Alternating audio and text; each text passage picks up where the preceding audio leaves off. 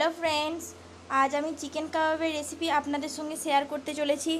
Chicken কাবাব তো অনেক রকমভাবে বানানো যায়, কিন্তু সবথেকে সহজ উপায়ে কীভাবে বানাবেন আপনারা দেখে নিন সেটা। কিন্তু খেতেও খুব সুন্দর হবে। কিভাবে বানাবেন সেই রেসিপিটা আজ আপনাদের সঙ্গে শেয়ার করব আমি।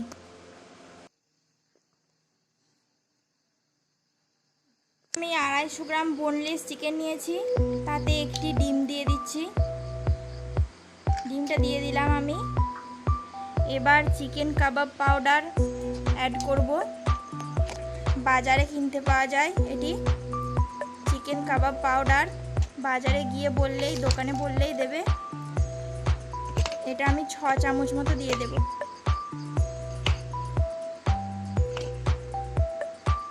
ছোট চামচের 6 চামচ।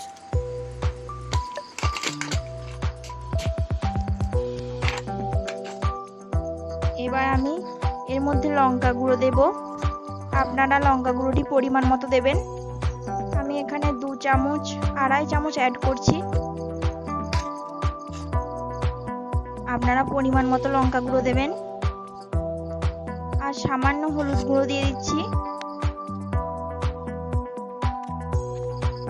সামান্য পরিমাণ হলুদ গুঁড়ো দিলাম।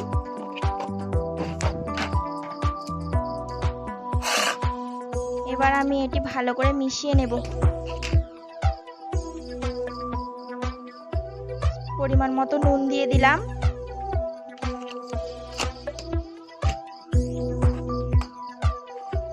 এবার এটি আমি হাত দিয়ে ভালো করে মিশিয়ে নিচ্ছি।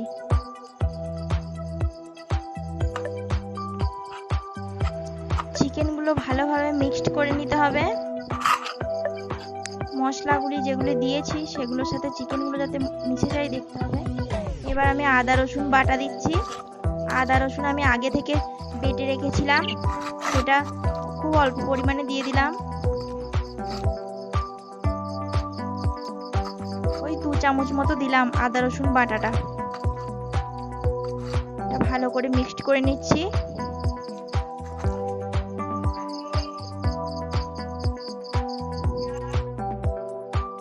এবার এটা আমি 2 ঘন্টার জন্য ঢাকা দিয়ে রেখে দেব।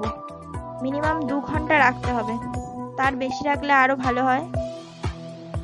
এবার আমি কড়াইয়ে তেল দিলাম। আমি সরষের তেল দিলাম। আমার সরষের তেলের সেন্টটা ভালো লাগে, আপনারা সাদা তেলও দিতে পারেন। এবার আমি চিকেনগুলি একটি একটি করে নিয়ে তেলে ছেঁকে নেব। তেলটা গরম হওয়ার পর ওটা দিতে হবে। একটা একটা করে চিকেনের পিস নিয়ে নিয়ে দিতে হবে।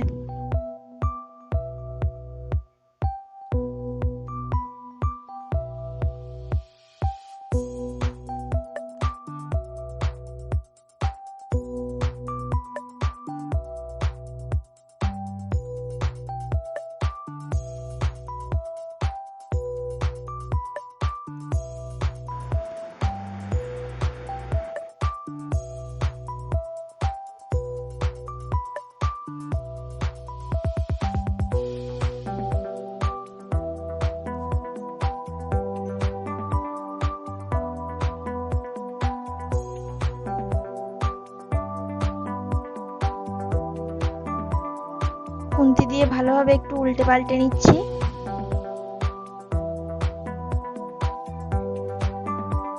এবার ভাজা হয়ে গেলে লাল লাল করে আমি সেটি তুলে নেব।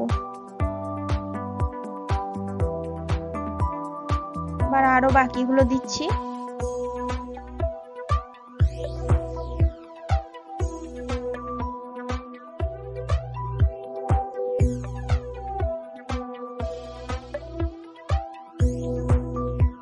সব ভাজা হয়ে গেল আমার।